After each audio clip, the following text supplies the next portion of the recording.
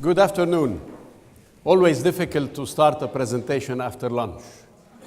Especially the morning was very heavy. But before starting with this, I would like to thank the university for giving me this opportunity to be with you today. And it's a very special moment because for many people of this part of this world where I come from, Bogazici University can be the Harvard of the Middle East. So I'm very proud to be here talking in a university that has this age and this tradition. Secondly, I would like to thank the Institute of Public Affairs of Turkey, who have trusted me in coming and share some thoughts, some thinking, some questions with you. And it will be about a book called EnvOping. Like the tradition of the good academicians, it will be questions to which we will try to find together some answers. I will propose to you mine. You will think of it. It might lead to somewhere, or at least it would have been a first exercise of thinking the future of a job that is not very well known, and that is called corporate affairs. And suddenly I realized that the difficulty of my presentation is between what was said this morning and what I will tell you. There is very little new things I could bring to you. But probably I will bring to you the perspective of the practitioner vis-a-vis the perspective of the academicians that Professor Kennedy have brought in this morning. So what is EnvOping and how the idea of this book started? EnvOping is a word I have invented from the three source of it, which is interacting with the operating environment.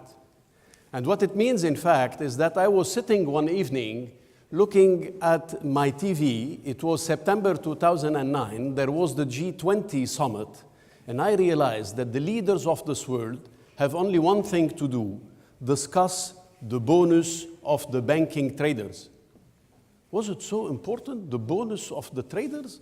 There is nothing more important to discuss. September 2009, if you remember, was the year where we realized the magnitude of the financial crisis that is still not finished yet. So practically what I learned from this is that since the Industrial Revolution, every phase of our history in terms of economic evolution have created a need or assessed a need and created face to it a job. For example, we used to have people managing our salaries, but now they are called head of HR. We used to have engineers, but now they are responsible of a supply chain.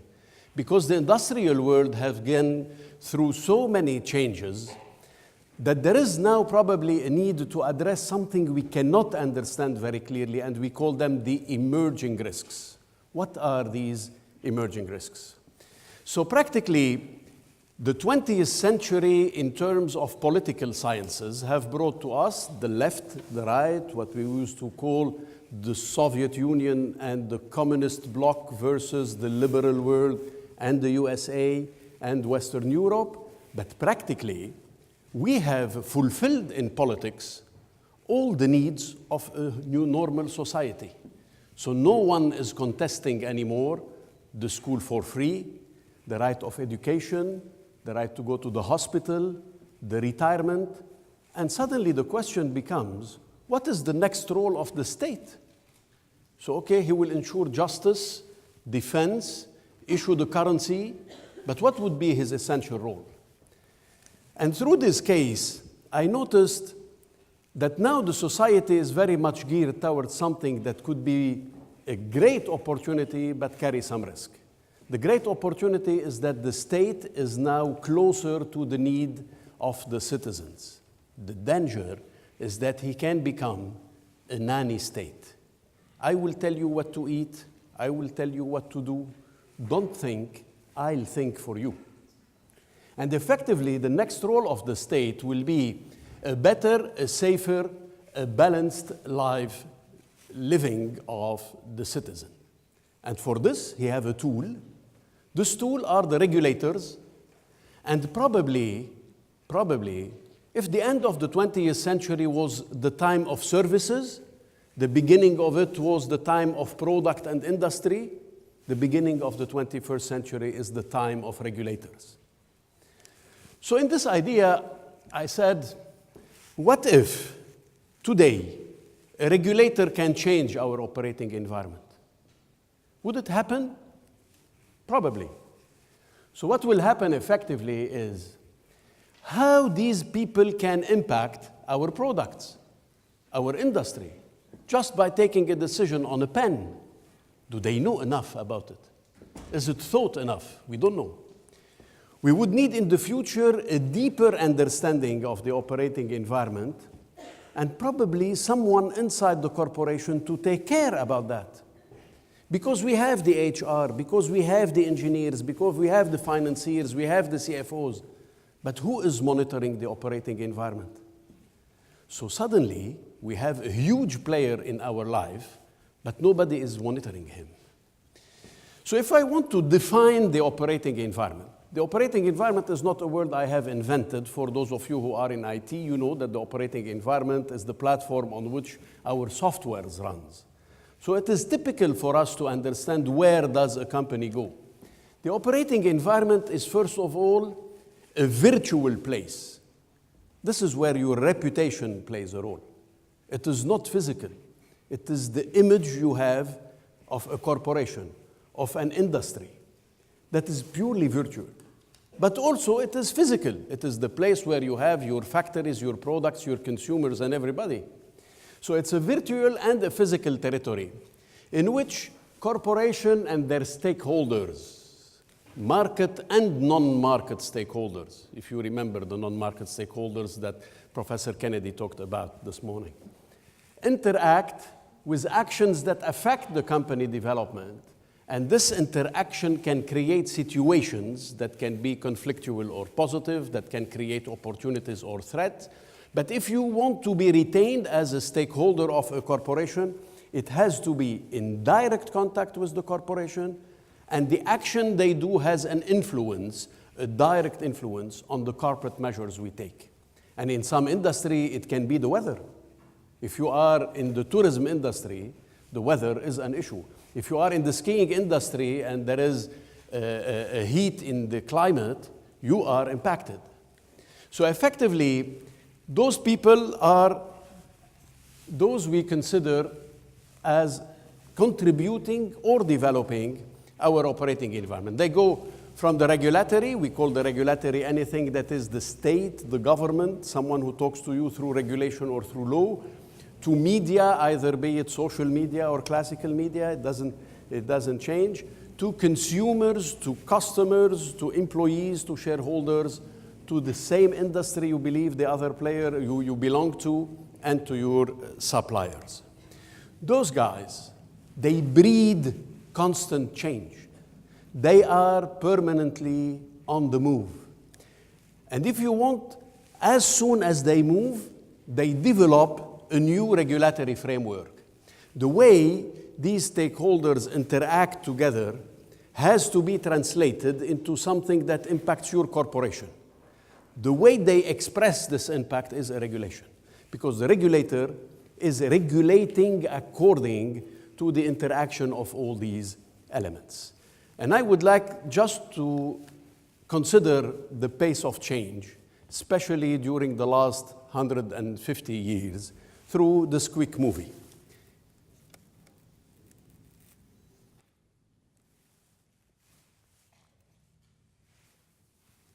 Where is the music?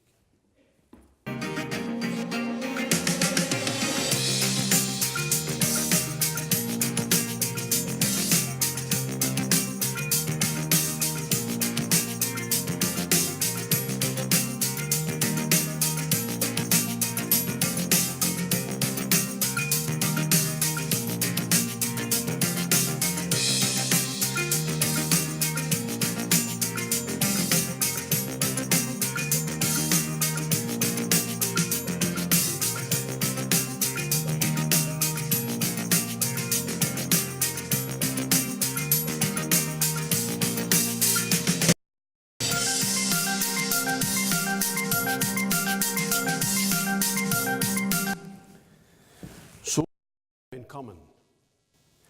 They have in common to be transformational and game changers. But more so, what is important is that they have changed our way of thinking, our way of acting, our way of looking to the future, our way of communicating, as we talked this morning about the social media, our way of seeing geographies. Your grandfather, to emigrate to the US, used to take a boat, and it would take him 2 months.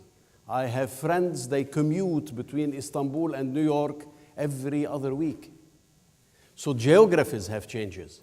Our way of thinking have changed. This has generated a new way for us to consume products, to consume services, to organize the way we live. And they happened in 1 century. This means that corporations like BP, for example, had 13 chairmen. Coca-Cola had 6. A family business would have 3 or 4 persons. Effectively, what does it mean? It means that we had, during the past 100 years, to transform ourselves permanently. And the meaning of that is they happened in 1 century, accelerating pace, teaching us that the EnvOp, the operating environment, is a living body, is moving permanently, that the 20th century alone brought to humankind more transformational changes than the history of humankind. And this is very important for us because we don't need only to cope with the change, we need to cope with the pace of the change and how fast it takes place. Thus, this wonderful philosopher Alvin Toffler telling us the illiterate of the 21st century will not be those who do not know how to write and how to read, but those who cannot learn, unlearn, relearn. And you will have, as a generation, to reinvent yourself permanently. At your date of birth, university student of the 21st century, can you just imagine what was this? This has the size a bit bigger than my suitcase. It was a mobile phone. At your age, I saw a mobile phone. It was handed by Philip Habib. He was the American envoy to the peace process in the Middle East, and you needed to be someone as important as that to have a mobile phone. Your son, 6 years old, have a mobile phone. What was this? This is what you call the internet. It was a military secret owned by the American army for the cases where the Soviet Union would invade Europe. They would be using it on behalf of their normal telecommunication system. This is the internet. This is why the internet is for free, because the American army developed it just as a weapon. So can you imagine that this was a weapon? Can you just imagine that if I told to my father that I will be a web designer, he would have thought that I would be a biologist, because a web would only be something insects have. He wouldn't understand what a web is. So bottom line, and this happened during your lifetime, we have to learn that we are in constant change, that the concern of management is how to cope with this change. So probably today the head of corporation does not articulate this very clearly, but by the moment you will be on the road of work, these issues will be very important. How can we imagine the future? How can we market in the future? What if interacting with all the elements of the operating environment was the major concern, and we would need for that a solution? So all the elements of the EnvOping, we said, are in constant move, and they have a great impact on our industries. For the time being, we have an interlocutor for each one of them. But this is not the proper answer, because we said that all of these constitute your operating environment, virtual or physical. So bottom line, is the proper answer at the age of regulation having a holistic approach of this, an understanding of all of these areas together, interacting together, working together, and making the change? So for that, we can anticipate on technological changes, but sometimes it is very difficult, because science can go at a pace that we cannot always follow on. We can anticipate on changes in society by using social sciences. And if we said that society changes are expressed through regulation, we can follow on the regulators. This is why we have imagined what if EnvOping, interacting with the operating environment, meet the regulator. So when they meet, they address an issue in terms of risk management, which is the regulatory risk.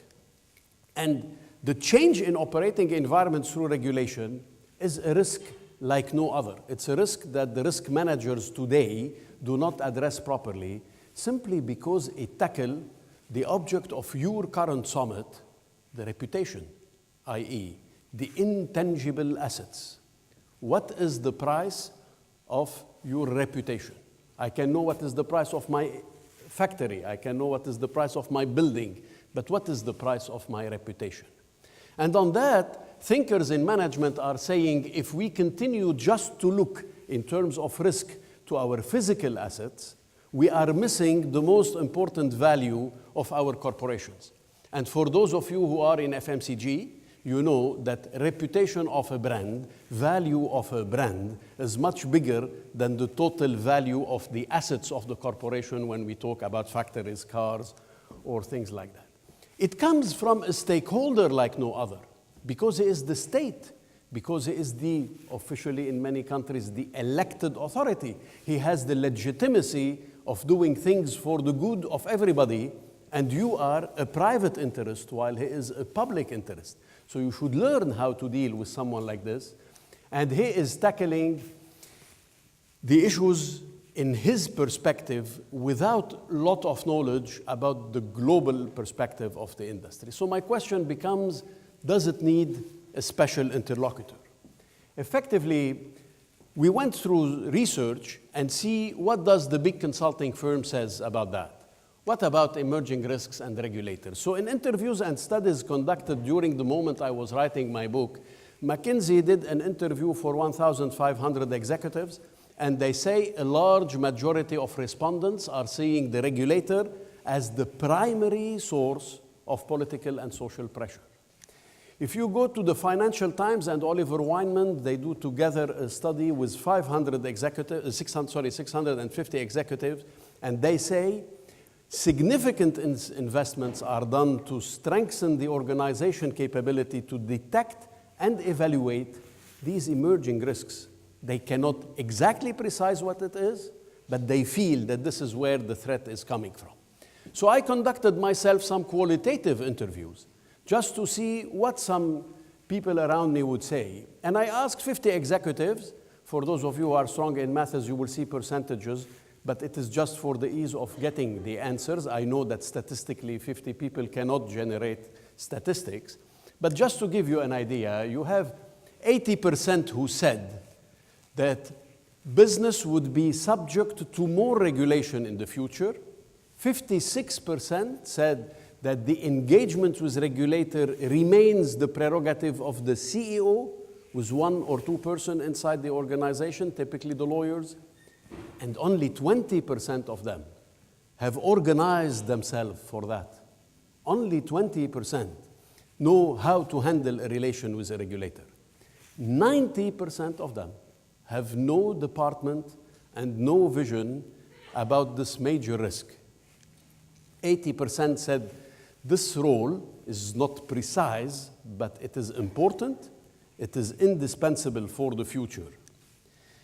And I continued with them about a future recruitment of an EnvOping manager. Will you recruit someone to handle this? 28% said, we don't know. 32% thought that, when you ask them, where do you bring it from? Okay? 28% said, I don't know. 32% thought they can take someone or recruit someone who is trained by someone else. 4% thought recruiting or training a university graduate. So despite they see the importance of the risk, they don't see yet the offer. But 60%, and this was very funny, said, I will take it from the competition, but if you are 60% to take it from the competition, it means that the others don't have it. And this pushed me towards a new question.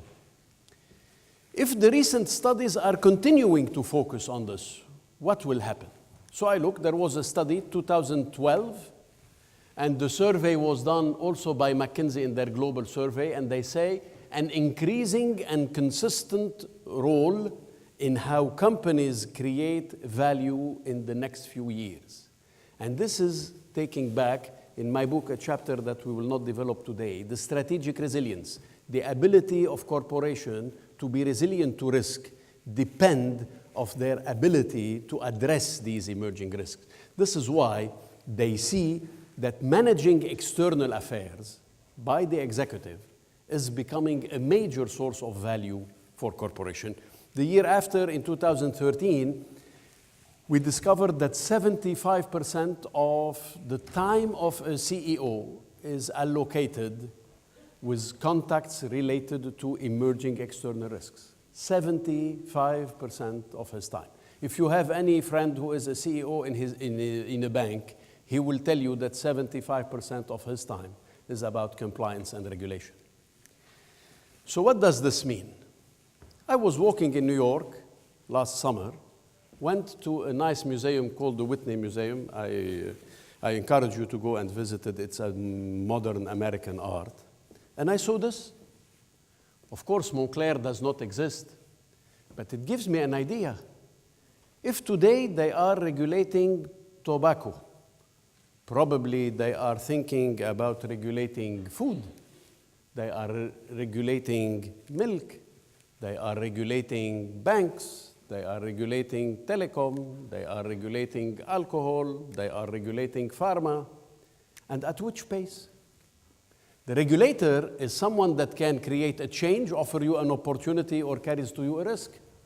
He can intentionally or unintentionally destroy your business. Look, for example, to the Framework Convention of Tobacco Control, which regulate the tobacco industry. You remember your 4 Ps in marketing. In tobacco, price is tax, place is license, promotion is forbidden, and the product content is regulated. So the intention of the regulator in this case was to control fully the marketing. If you look to the banks with the current regulation, it is changing the way they do business. So effectively, more than being an issue of regulation, the pace of it is going faster and faster. The numbers of years that have taken to move regulation from developed countries to emerging countries in an industry like tobacco is half of what it is for alcohol, that is half for what it is for food. So we are not only regulated, but we are regulated at a faster pace. And for example to that, let's see the banking sector. The banking sector was regulated the first time in 1933, the Stiegel Act. Then 55 years later, you had BAL I. 11 years later, Graham Leach. Then BAL II, then BAL III, then today the return of the Glass-Steagall Act. So effectively what's happening is not only that we are getting more and more regulated, but that we are getting regulated faster and faster. So what should we do? Simply, we have 3 options. 1, we suffer, we cry, we accept, we don't do anything. The second thing is that we run away. We close our businesses and we go and do something else. And the third option, which is the one I would call to, is to engage, to see these emerging risks and those regulators as people we have to act to. So, immediate question, is it ethical to engage? I would change the question. I would say, it is ethical or unethical to do something wrong, but it is surely unethical to have your assets and the assets of your corporation at risk and not engage. Because it is totally irresponsible vis-a-vis your shareholders, your employees, the people who trust your corporation, and your consumers. The way you do it is ethical or unethical. But the fact of doing it, the principle of doing it, is very, very legitimate. It can be made at various levels. It can be efficient only if it advances propositions. We go back to what Professor Kennedy said. It is not about coming to a regulator and crying, why are you doing this to me? It is about discussing with him, where does he want to go, how can we go there, and what is the best way to do it. So for a long time, lobbying had a bad reputation because some lobbyists behaved badly. Nowadays, it is very possible to engage with a regulator in an ethical manner and on evidence and science. So how do we develop these EnvOping manager? What are the expectations for this role? What does this guy do? What might he accomplish? So EnvOping at various levels is an enabler. It's a way for the corporation to become stronger. They can have 4 levels of engagement. The first one is I monitor. I have a look and I try to understand. The second level is that not only I monitor, but I try to anticipate on what will come. Then I try to influence the decision before it is taken, or ideally I try to shape it. So what my proposition is that EnvOping is not a question of choice. It is not if we want or we don't want to do it. It is that we need to do it, we have to do it. It is just a question of degrees, and it is a strategic management tool for the resilience of the corporation vis-à-vis change. So let's meet a little bit the EnvOping manager. The EnvOping manager is someone like this. It appears messy in the beginning, so let's take it one by one. He's the radar, he's the translator, he's the coordinator, he's the timekeeper, he's the memory keeper. And let's take them one by one. What is the radar? The radar is the AWACS. For those of you who don't know what it is, it's a flying radar of the American Army invented in the 70s that can give you information about what is coming to you. So you need to have monitoring tools, state-of-the-art monitoring tools. You need to understand some focal points who are important for your industry. You need to establish, to analyze, and to anticipate. But also you need to be a translator. So it is not about knowing what is happening. It is about translating what might happen into impact on the corporation. What does it mean if? What will happen if? And effectively, the people playing this role should not confuse the role of a university professor, which is an observer of the reality, with the role of a professional, which is a translator of these change into impact on corporations. And for this, you need to show your bosses your dirty shoes. What's about the dirty shoes? 2 years ago, the Foreign Affairs of the UK made public the memories of his ambassador in Iran. And to one of the questions the Foreign Department was asking him, which is, how didn't you see the Iranian revolution coming? He was able to give the following answer. The people who were supposed to inform me and be my radars in the society were always sitting in their offices and never had dirty shoes.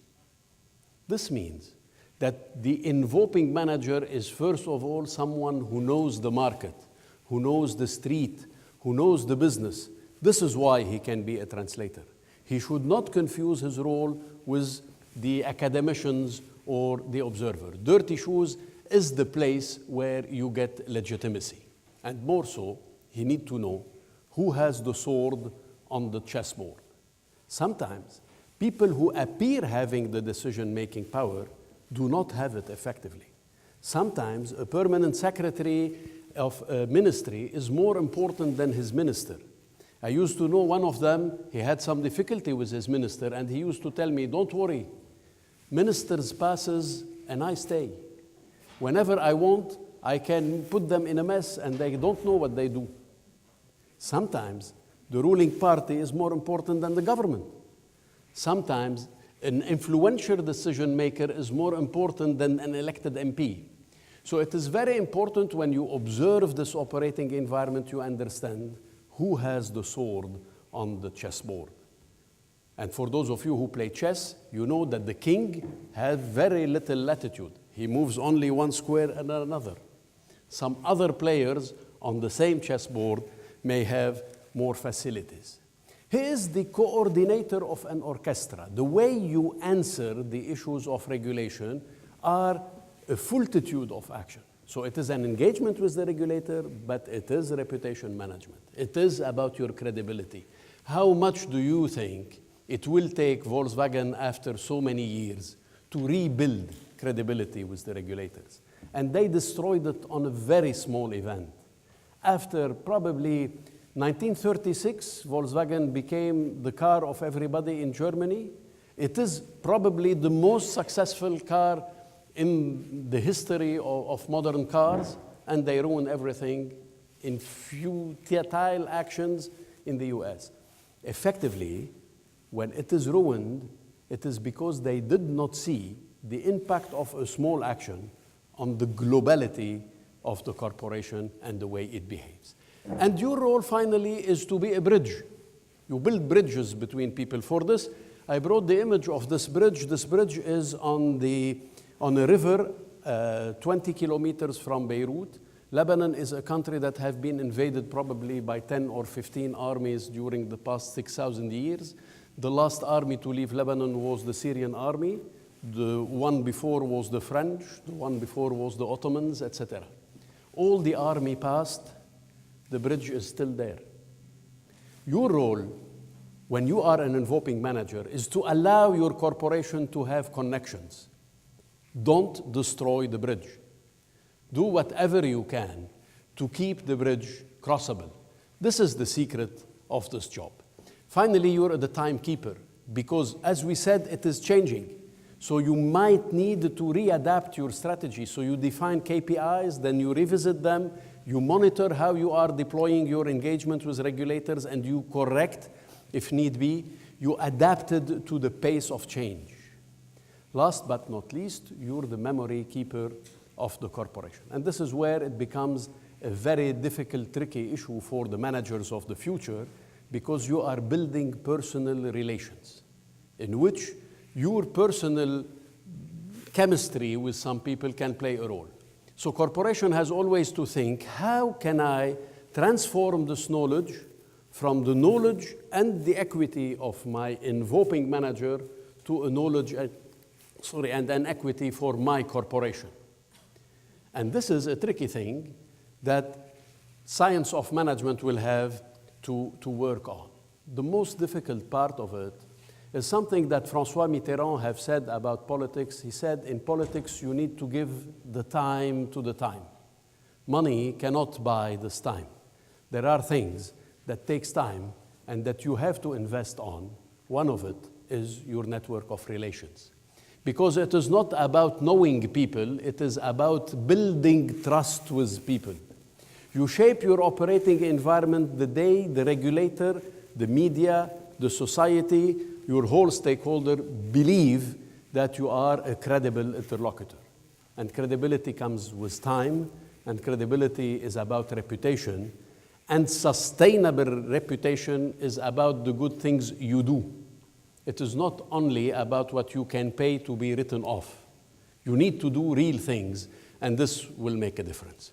So nowadays, we re-see my guy, but now we know a little bit what does he do, and probably his boss can judge him on his ability to have perceived what is coming, on the way he executed his plan as a coordinator of the orchestra, on the way he built his credibility with his dirty shoes, and on how much opportunity he gave to the corporation.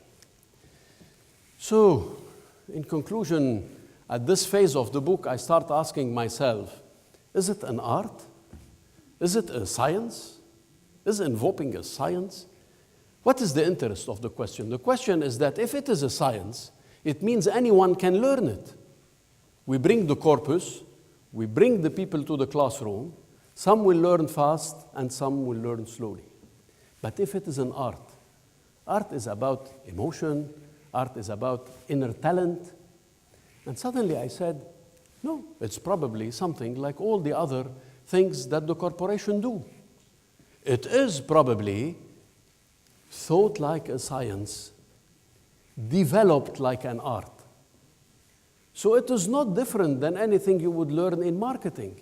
It is not different than anything you would learn in HR. The way you deploy it is an art. The content of it is a science. Thus, the second question, could it be taught in university? Can we have a degree of EnvOping manager? Why not? Why not to think of it?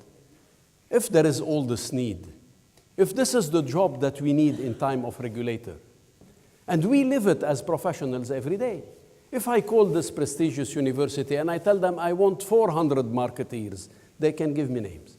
I need 100 HR, they can give me names. I need 20 CFOs, they can give me name. If I tell them I want a corporate affair, we would spend half an hour to understand what does this guy do? What is he exactly? Should he come from social sciences or from management? So probably it's about time universities start thinking about that. So is it a future job for you? Probably. It deserves the question. Anyhow, I can tell you that many universities make me the honor to invite me to sessions like this to discuss this type of issue.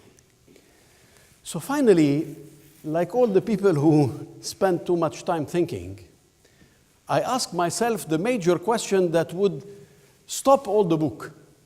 Is it possible to influence your operating environment? Isn't too ambition? And when I was thinking about that, I was sitting on the balcony with my nephew, and they were this chap. Who's that guy? He's my nephew's son. He started crying. We stopped everything. We stopped discussing. We stopped thinking if we can shape the operating environment. For those of you who are young parents, you would understand. And we ran to see why the kid was crying. Simply, he shaped our operating environment. Why is that? Because he sent the proper message at the proper time to the proper audience. Effectively, what does he want? He was not crying, he was ordering his dinner. So probably you have shaped already your operating environment once. Thanks for your attention and keep EnvOping.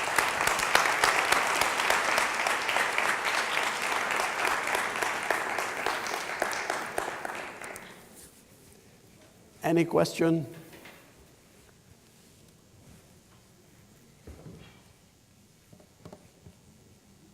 For those of you who are more comfortable in asking the question in Turkish, I can get a translation.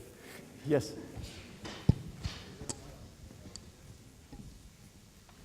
Thank you very much for your speech, by the way. It's a great presentation. What I am wondering is, if you summarize with one word, what would be EnvOping? I would say it is the future need of corporation during the time of regulators. Corporations need to understand that what has been the time of industry, beginning of the century, services, end of the century, today will be the time of regulators. The next most essential interlocutor and player in the life of corporation will be a regulator. And they have to prepare themselves for that. Some are doing it because they are mandated to do it. The next generation should do it as a choice, not as an obligation. So need to be more proactive in addressing the future emerging risks because of the pace of change. Huh? Any other question? Yes? That was great. I would like to ask about your qualitative study regarding the CEOs of the different companies. Yes. You mentioned that you asked to 50 of them regarding, your question, I guess, was regarding their awareness, whether they need EnvOp, operating environment manager or not. Right. It was rather striking in terms of lack of awareness and so forth. I was wondering, what is your population or your sample? They are from US companies or? No. I did not do the mistake of starting by the US company. I looked in a portfolio of contacts personals that I have, because these people would need to give you an hour and a half of their time. And I made the panel that goes from the family business, which is someone who have a small corporation in an emerging market, and I took a CEO of a multinational that operate in 120 markets. I took people who are organized and people who are not organized to address this type of risk. But I do not consider this qualitative interviews as being quantitative, meaning by this 50% of the corporation. But what was striking is the overwhelming majorities on questions. And when somebody at 80% will tell you, I think my business will be more regulated in the future, you feel more comfortable when you say we are going to the time of regulators.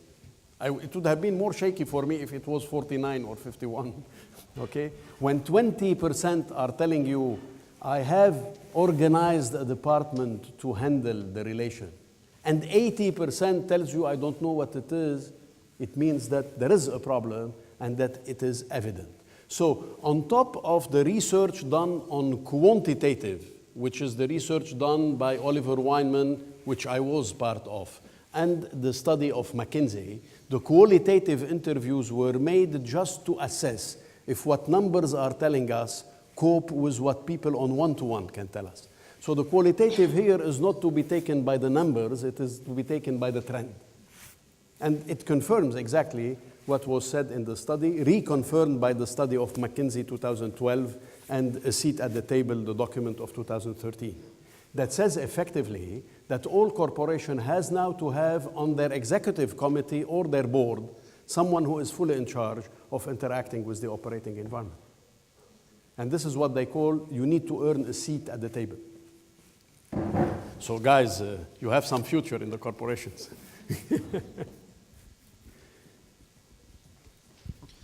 I got a question. How do you measure the success of EnvOpers, management of EnvOp? This was the question that have triggered the book. I was talking to a senior CEO. He told me, you know, I discussed with my guys and they are telling me we need someone to become a corporate affair. Effectively, I don't know what it means. But my real problem is that how do I judge this guy? So for example, I have salespeople. I tell him, you have an objective. In Nishan Taché, you need to send $2 million material, make a margin of 20%, and generate this much recognition among the clients. Very simple, very easy. I talked to my CFO.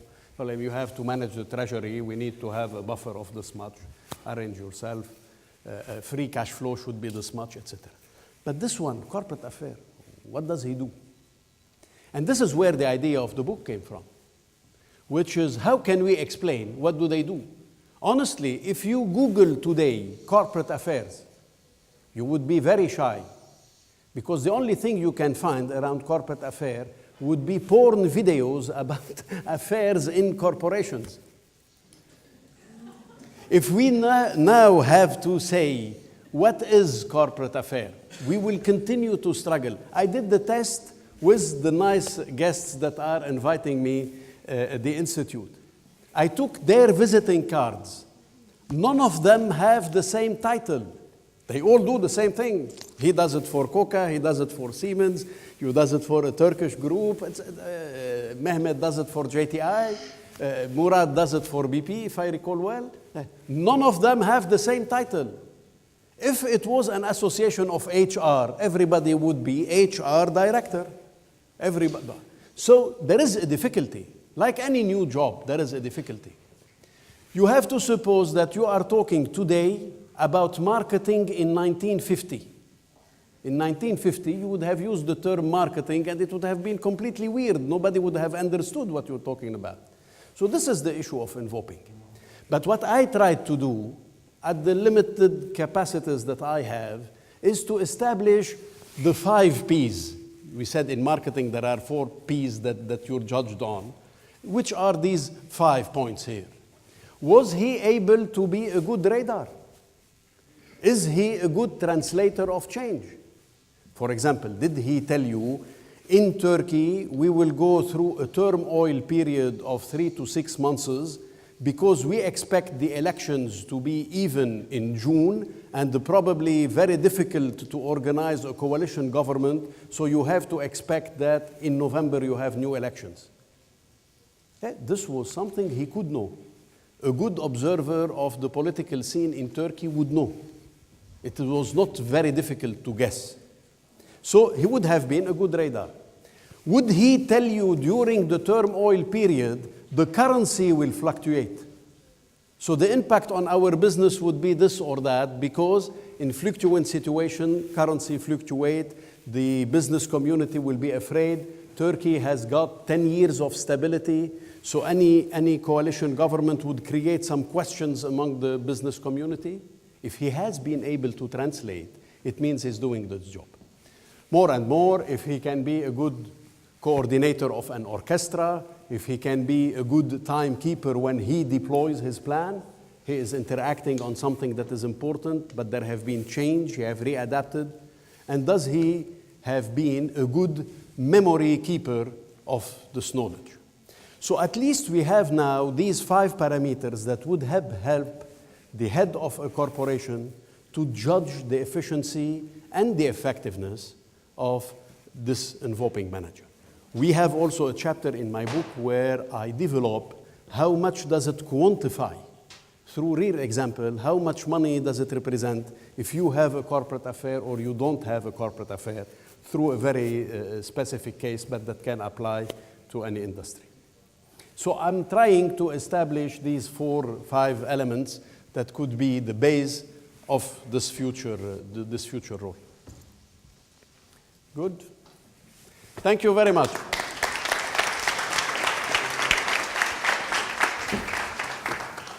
On time?